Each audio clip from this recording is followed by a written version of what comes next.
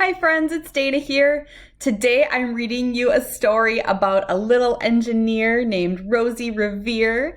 And you may be thinking, since we're still in our summertime science series, what does engineering have to do with science? Well, in my opinion, engineers are just scientists who are also good at math.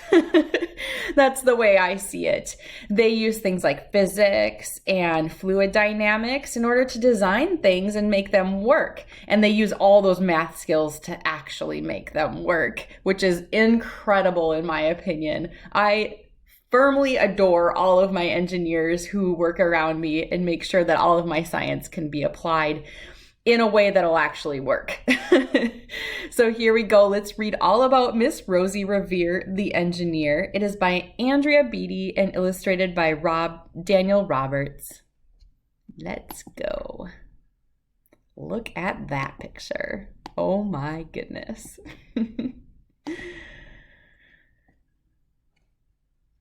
This is a story of Rosie Revere, who dreamed of becoming a great engineer.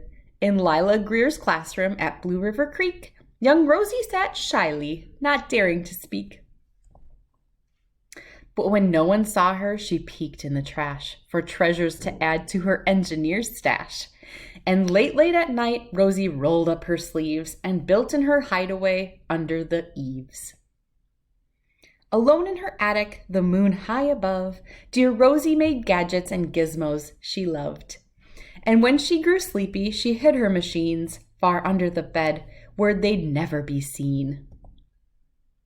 When Rosie was young, she had not been so shy. She worked with her hair swooping over one eye and made fine inventions for uncles and aunts, a hot dog dispenser, and helium pants.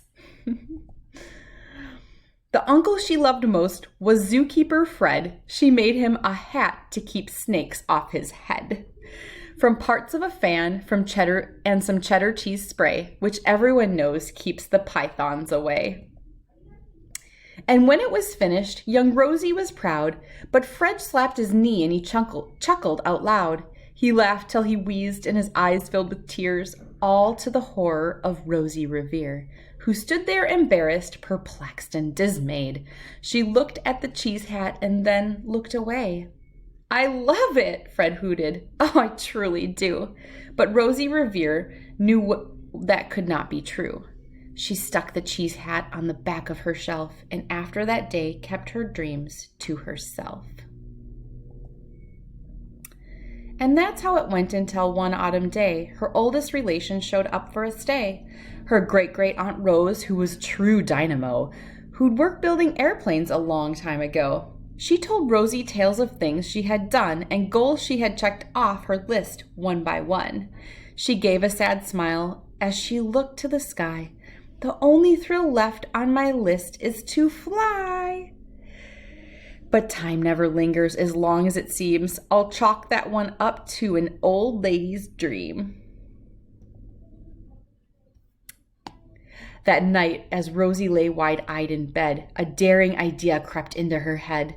Could she build a gizmo to help her aunt fly? She looked at the cheese hat and said, No, not I.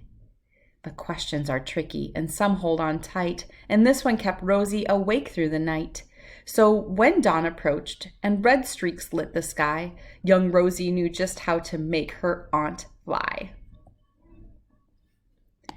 She worked and she worked till the day was half gone. Then she hauled her cheese copter out onto the lawn to give her invention a test just to see the ridiculous flop it might turn out to be.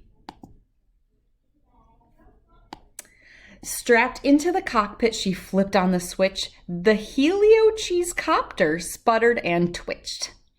It floated a moment and whirled round and round, then froze for a heartbeat and crashed to the ground.